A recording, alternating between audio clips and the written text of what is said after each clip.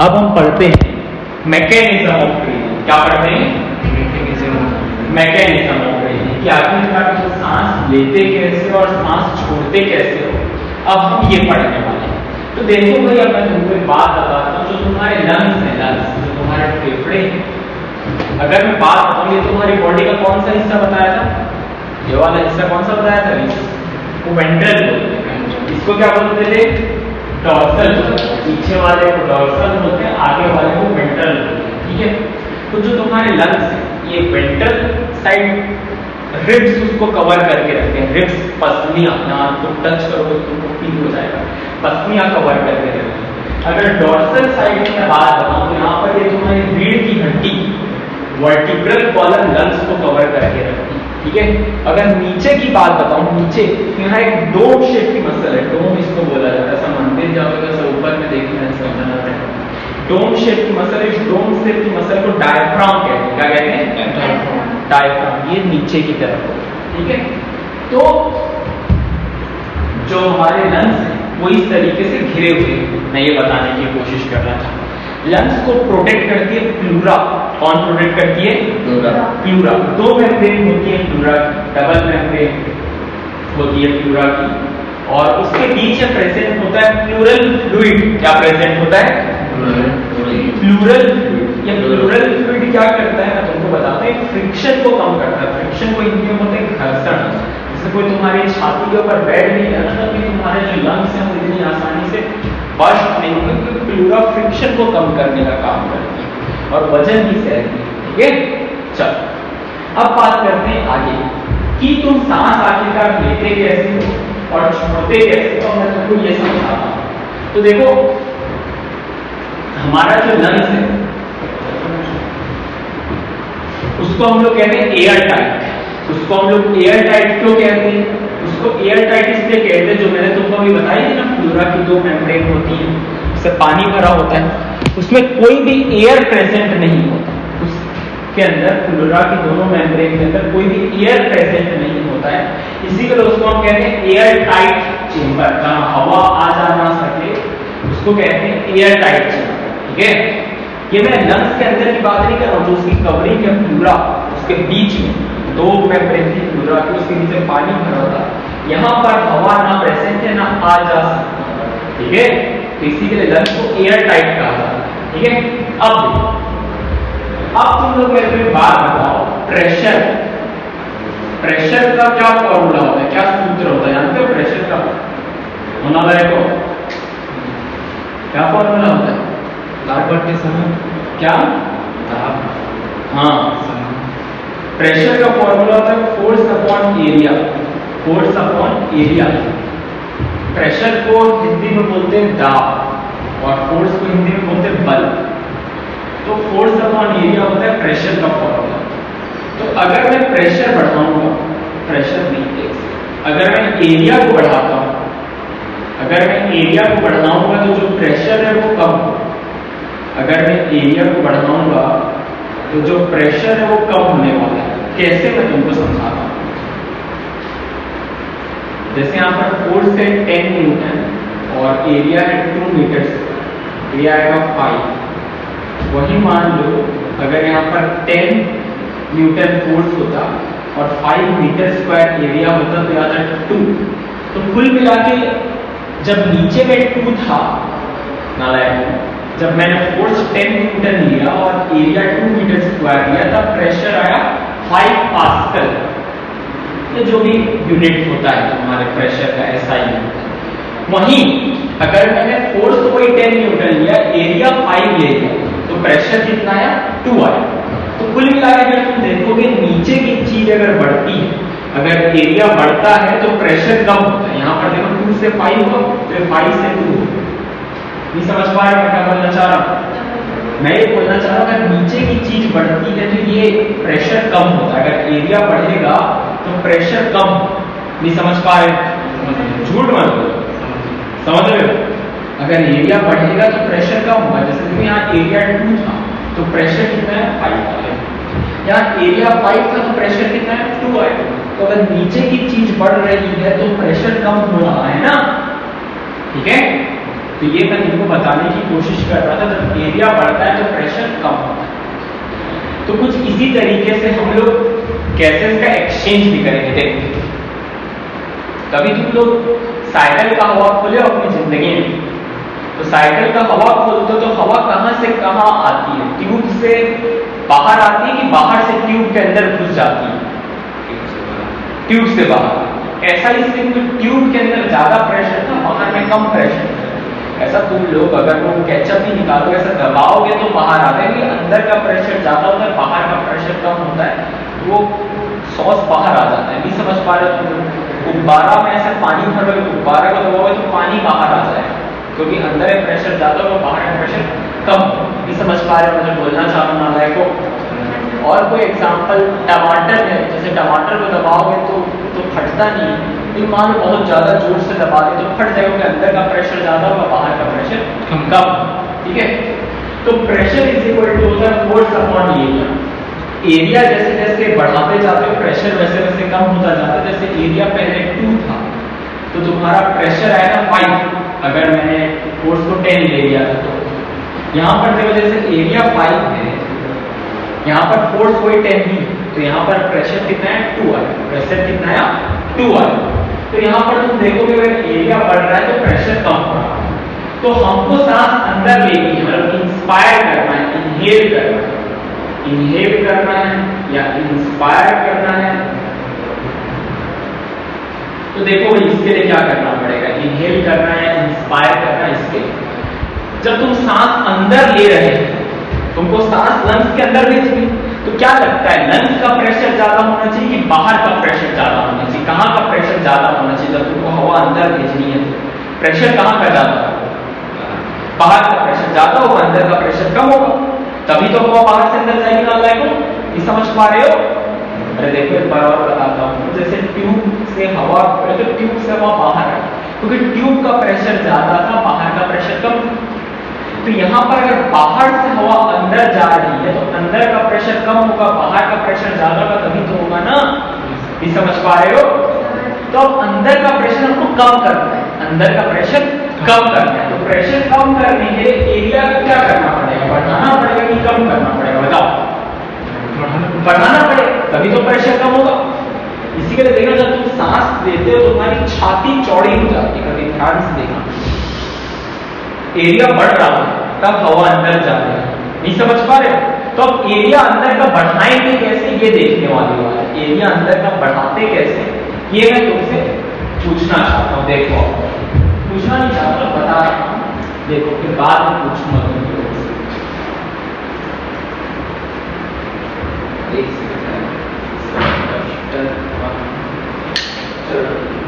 देखो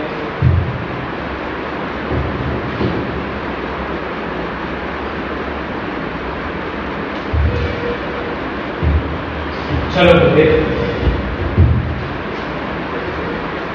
मैं तुमको ये बताना चाह रहा था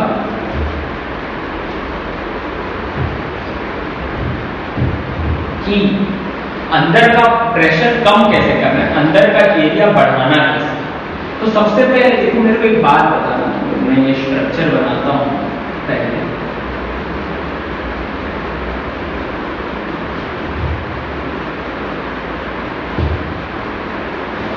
मेरे को एक बात बताओ, मान लो ये दोनों की साइज सेम होती, बस यहाँ पर ये ऐसा कटा हुआ है, यहाँ पर ऐसा कटा हुआ नहीं। ठीक है, तुम लोगों को हो सकता है थोड़ा सा इससे छोटा लगे, लेकिन मान लो सेम साइज का है, बस यहाँ पर ऐसा कटा हुआ है, यहाँ पर ऐसा कटा हुआ नहीं। तुमको क्या लगता है, ए का एरिया ज्यादा है या बी का एरिया ज्यादा है? किसका एरिया तुमको ज्यादा लग रहा है, ए का या बी का? बी का एरिया ज्यादा लग रहा है। समझ पा रहे? तो एक्चुअली में जब डायफ्राम, ये क्या है? डायफ्राम। ये जो तुम देख रहे हो डायफ्राम, डायफ्राम का शेप मैंने तुमको बताया था, डोम जैसा होता है। जब तुम सांस लेते हो तो डोम सीधा हो जाता है, जो डोम रहता है ये सीधा हो जाता है, ये ऐसे से ऐसे में चेंज होता है, जिससे एरिया बढ़ता है। ये पहला, इसको याद रखना, इसको तुम्हारी बॉडी का इंटीरियर पार्ट बोलते हैं। क्या बोलते हैं? Interior part. और उसको कहते हैं पोस्टीरियर पार्ट। ठीक है, इसको कहते हैं इंटीरियर पार्ट, उसको कहते हैं पोस्टीरियर पार्ट। तो जब तुम सांस लेते हो तो एंटेरो पोस्टीरियर एक्सिस में सरफेस एरिया कैसे बढ़ता है? जब ये डायफ्राम डोम से हो जाता है फ्लैट, जब डायफ्राम डोम से हो जाता है फ्लैट तो एंटेरो पोस्टीरियर एक्सिस में सरफेस एरिया बढ़ता है। ये पहली बात। अब बात करते हैं तुम्हारी बॉडी का वेंट्रल पार्ट में, तुम्हारी पीछे वाला डॉर्सल पार्ट। तो डॉर्सो वेंट्रल एक्सिस में सरफेस एरिया कैसे बढ़ता है तुम लोग ये देखो, डॉर्सो वेंट्रल एक्सिस में सरफेस एरिया कैसे बढ़ता है। तो इसके लिए देखो हमारे रिब्स, हमारे पास रिब्स पसलियां, रिब्स के लिए इंग्लिश में एक वर्ड यूज होता है कोस्टा। क्या वर्ड यूज होता है? कोस्टा। कोस्टा। तो ये मान लो दो पसलियां, दो रिब्स, ठीक है। तुम्हारे पास 12 जोड़ी रिब्स होती है ना, 12 पेयर्स होती है रिब्स। तो ये तुम्हारे रिब्स है कोस्टा। तो दो रिब्स के बीच की जगह, दो रिब्स के बीच की जगह को हम लोग कहते हैं इंटरकोस्टल स्पेस। क्या कहते हैं? Intercostal space. दो कोस्टा के बीच की खाली जगह को हम लोग कहते हैं इंटरकोस्टल स्पेस। यहां पर जो मसल, जो मांसपेशी बाहर की तरफ चिपकी रहती है तुम्हारे पसलियों से, इसको हम लोग कहते हैं एक्सटर्नल इंटरकोस्टल मसल। एक्सटर्नल मतलब बाहरी, इंटरकोस्टल मतलब दो रिब्स के बीच में जो खाली जगह है वहां पर ये मसल प्रेजेंट है। तो इस मसल को हम कहते हैं EIC, मतलब एक्सटर्नल इंटरकोस्टल मसल कहा जाता है। तो जब तुम सांस लेते हो तो क्या होता है कि एक्सटर्नल इंटरकोस्टल मसल ही खींचती है, कॉन्ट्रैक्ट होती है। तो ये क्या होता है, तुम्हारी जो पसलियां ये भी बाहर आती है। सांस लो पर यहाँ पर हाथ रखो, ये बाहर आता हो तो तुमको दिखाई दे, क्योंकि ये एक्सटर्नल इंटरकोस्टल मसल कॉन्ट्रैक्ट होती है, तुम्हारी पसलियां भी बाहर आ जाती है, ठीक है। तो डॉर्सोवेंट्रल एक्सिस में सरफेस एरिया बढ़ा। अब हम पढ़ते हैं respiratory volumes and respiratory capacities. ये हम यूज क्यों करते हैं? ये हम इसलिए यूज करते हैं ताकि हम ये पता लगा सकते हैं हमारा लंग सही काम कर रहा है या नहीं कर रहा है, ठीक है। तो सबसे पहले याद रखना टाइडल वॉल्यूम। क्या याद रखोगे? क्या याद रखोगे? Tidal volume. तुम इमेजिन करो अपने लंग्स को एक अलमारी के जैसे। किसके जैसे इमेजिन करो? अलमारी के जैसे। तो अलमारी का कुछ हिस्सा रहता है ना जो हम रेगुलर यूज करते रहते हैं, सामान वहां से निकालते रहते हैं, डालते रहते हैं, ठीक है। तो लंग्स को भी तुम अलमारी समझो। टाइडल वॉल्यूम वो इलाका है जो तुम बार बार यूज करते रहते हो। होता क्या है टाइडल वॉल्यूम, ये समझ में आना चाहिए। टाइडल वॉल्यूम जब तुम नॉर्मल सांस लेते हो या जो तुम नॉर्मल सांस छोड़ते हो उसी को हम कहते हैं टाइडल वॉल्यूम। कितना होता है ये? 500 ml होता है। कितना होता है? 500 ml। देखो एयर भी एक टाइप का फ्लूइड है ना, एयर को हम फ्लूइड मानते हैं क्योंकि एयर बह सकता है। जैसे पानी को तुम लोग फ्लूइड है कहते हो। क्यों फ्लूइड है कहते हो? क्योंकि वो बह पाता है, वैसे हवा भी बहती है, इसी के लिए एयर भी फ्लूइड है। तो इसका हम लोग वॉल्यूम लेते हैं। क्या लेते हैं? और वॉल्यूम की यूनिट होती है ml। वॉल्यूम की कौन सी यूनिट होती है? ml, ठीक है। तो इसको याद रखना, सबसे बाहर होती है टाइडल वॉल्यूम। ये तुम बाहर निकालते हो और अंदर लेते हो। नॉर्मल तुमने सांस लिया, नॉर्मल तुमने सांस छोड़ा, तो तुमने क्या लिया? टाइडल वॉल्यूम लिया और टाइडल वॉल्यूम दिया। टाइडल वॉल्यूम होता कितना है? 500 ml होता है। कितना होता है? 500 ml। अब देखो उसके बाद टाइडल वॉल्यूम तुमने ले लिया, तुमने नॉर्मल सांस ले लिया, अब तुमने फिर दम लगाया, तुमने दम लगा के सांस लिया। पहले तुमने नॉर्मल सांस ले लिया, फिर उसके बाद तुमने और दम लगा के सांस अंदर लिया, तो तुमने क्या लिया? IRV लिया। क्या लिया?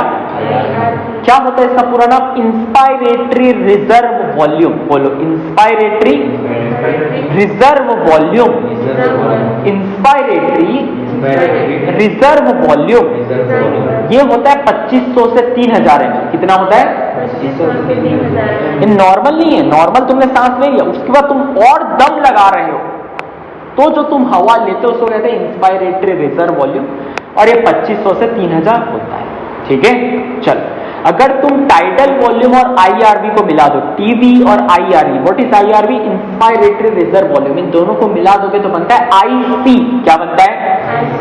IC क्या होता है? इंस्पायरेटरी कैपेसिटी होता है। क्या होता है? Inspiratory capacity. TV और IRV को तुम मिला दोगे तो बनेगा IC, इंस्पायरेटरी कैपेसिटी, ठीक है। अब बात करते हैं, नॉर्मल तुमने सांस छोड़ा तो तुमने टाइडल वॉल्यूम निकाला, नॉर्मल सांस छोड़े तुमने फिर दम लगा के सांस छोड़ा, नॉर्मल सांस छोड़ चुके, फिर उससे और दम लगा के हवा को बाहर निकालने की कोशिश कर रहे हो, तो तुम बाहर निकालते हो ERV बाहर निकालते हो। क्या बाहर निकालते हो? ERV का पूरा नाम क्या होता है? Expiratory reserve volume. क्या होता है? ये कितना होता है? 1000 से 1100 ml होता है। कितना होता है? 1000 से 1100 ml, 1000 to 1100 ml होता है ERV। अगर तुम TV और IRV को मिलाएंगे तो बना था IC, इंस्पायरेटरी कैपेसिटी। वैसे अगर तुम TV और ERV को मिला दोगे तो बन जाएगा EC बन जाएगा। क्या बन जाएगा? EC क्या होता है? एक्सपायरेटरी कैपेसिटी होता है। क्या होता है? Expiratory capacity. जब बच्चा पैदा होता है तो उसको डॉक्टर रुलाने की कोशिश करता है। जैसे मान लो नेचुरली नहीं रोता है तो उसको डॉक्टर मार के रुलाने की कोशिश करता है। ऐसा क्यों? ताकि वो बच्चा लेके घूंगा ना। वाह वाह वाह, मतलब गूंगे लोग भी आवाज निकाल लेते हैं, नालायक। तो बच्चा रोता क्यों है? बच्चा रोता इसलिए कि पहली बार जब वो पैदा होता है तब पहली बार उसके लंग्स में हवा जाती है तो एकदम सुरसुराहट होता है। उसको बड़ा अजीब अजीब फील होता है कि मेरे साथ क्या हो रहा है। इसी के लिए वो रोना चालू करता है। इससे पहले वो ऑक्सीजन कहां से लेता था? मम्मी के प्लाजेंटा से लेता था। तो पहली बार हवा गया उसके लंग्स से तो उसको थोड़ा अजीब लगता है, इसी के लिए रोना चालू करता है। नहीं रोता तो डॉक्टर उसको मार मार के रुलाता ताकि तू सांस ले। समझ रहे हो? तो सुनो ध्यान से, एक बार जो एयर में हवा चली गई उसमें से कुछ हवा कभी बाहर ही नहीं आती, उस हवा को हम कहते हैं रेसिडुअल वॉल्यूम। क्या कहते हैं? चाहे तुम जितना दम लगा लो तुम कभी भी आरवी बाहर नहीं निकाल सकते, रेसिडुअल वॉल्यूम बाहर नहीं निकाल सकते। कभी भी लंग्स पूरी तरीके से खाली नहीं होंगे, इतना तुम याद रखो। आरवी, और ये आरवी कितना होता है? ये होता है 1100 से 1200 में। कितना होता है? 1100 से 1200 में। टाइडल वॉल्यूम कितना होता था? 500 ml। कितना होता था? IRV कितना होता था? 2500 to 3000 ml। ERV कितना होता था? नहीं, 1000 to 1100 ml होता था। और RV कितना होता था? 1100 to 1200 ml होता था। ठीक है, देखो TV वो हवा है जो तुम बाहर नॉर्मल लेते हो और बाहर नॉर्मल छोड़ते हो। 500 ml होता है, एक बार अंदर लो या एक बार बाहर छोड़ो, 500 ml रहता है। एक इंसान 1 मिनट में 12 से 16 बार सांस लेता है। दिल कितनी बार धड़कता है नहीं बोल रहा हूँ, दिल तुम्हारा 72 बार धड़कता है। सांस तुम 12 से 16 बार ही लेते हो 1 मिनट में। तो अगर 12 को तुम मल्टीप्लाई करोगे 500 से तो आएगा 6000 ml। मतलब तुम 1 मिनट में 6000 ml हवा लेते हो, 6000 से 8000 ml हवा लेते हो, 6000 से 8000 ml हवा छोड़ते हो। और तुम नॉर्मल सांस दे रहे हो तो नॉर्मल लेने में तुमने दम लगा के और सांस लिया तो तुमने लिया IRV। क्या लिया? ये होता है 2500 से 3000 ml। तुमने नॉर्मल सांस छोड़ा, उसके बाद तुमने दम लगा के सांस छोड़ा। तो जो दम लगा के सांस छोड़ा तो जो वॉल्यूम एयर का बाहर निकला उसको हम कहते हैं ERV कहते हैं। क्या कहते हैं? ये होता है 1000 ml to 1100 ml। कितना होता है? 1100 ml। हमेशा अगर कुछ वॉल्यूम ऑफ एयर लंग्स से कभी भी बाहर नहीं आता, इसको हम कहते हैं रेसिडुअल वॉल्यूम। ये होता है 1100 से 1200। ठीक है, TV और IRV को मिला के हम लोग कहते हैं इंस्पायरेटरी कैपेसिटी। TV और ERV को मिला के हम लोग कहते हैं एक्सपायरेटरी कैपेसिटी। ERV और RV को मिला करके हम लोग कहते हैं FRC। क्या कहते हैं बच्चों? FRC। FRC का पूरा नाम होता है फंक्शनल रेसिडुअल कैपेसिटी। बोलो, फंक्शनल रेसिडुअल कैपेसिटी। ठीक है, उसके बाद ये TV, IRV और ERV, ये तीनों को मिला दो। TV, IRV और ERV को मिला के हम लोग कहते हैं वाइटल कैपेसिटी कहते हैं। क्या कहते हैं? Vital capacity. Vital capacity. ERV और RV को मिला के कहा FRC। TV, IRV, ERV को मिला के कहा वाइटल कैपेसिटी। टाइडल वॉल्यूम और इंस्पायरेटरी रिजर्व वॉल्यूम को मिला के कहा IC, inspiratory capacity. Tidal volume और एक्सपायरेटरी रिजर्व वॉल्यूम को मिला के कहा EC, एक्सपायरेटरी कैपेसिटी। ठीक है, चारों को मिला के कहा जाता है TLC। चारों को मिला के क्या कहा जाता है? TLC। इसका पूरा मतलब होता है टोटल लंग कैपेसिटी। क्या होता है? ठीक है, इसमें चारों के चारों आ जाते हैं। वाइटल कैपेसिटी में तुमको एक बार बता देता हूं। वाइटल कैपेसिटी क्या होता है? जब एक इंसान फोर्सफुल इंस्पायर करे फिर फोर्सफुल एक्सपायर करे तो जो भी वॉल्यूम ऑफ एयर पार्टिसिपेट करती है वो वाइटल कैपेसिटी के अंदर आती है, या इसका उल्टा ही बोल सकते हो, फोर्सफुल एक्सपायर करे फिर फोर्सफुल इंस्पायर करे, तो जो वॉल्यूम ऑफ एयर वो यूज करते हैं उसको हम कहते हैं वाइटल कैपेसिटी। जैसे मान लो मैंने फोर्सफुल इंस्पायर करना है तो पहले नॉर्मल तो सांस लूंगा, तो टीवी लिया, फिर और दम लगाऊंगा तो IRV लूंगा। अब मैंने टीवी और IRV ले लिया, मेरे को फोर्सफुल छोड़ना है तो पहले नॉर्मल छोड़ूंगा तो टीवी छोड़ दिया, फिर फोर्सफुल छोड़ना है तो ERV भी छोड़ूंगा। तो क्या क्या पार्टिसिपेट कर, टीवी, ERV और IRV, इन्हीं तीनों को मिला करके हम कहते हैं वाइटल कैपेसिटी। ठीक है, इसके साथ हमारे respiratory volumes and respiratory capacity खत्म होता है। एक बार रीड करो।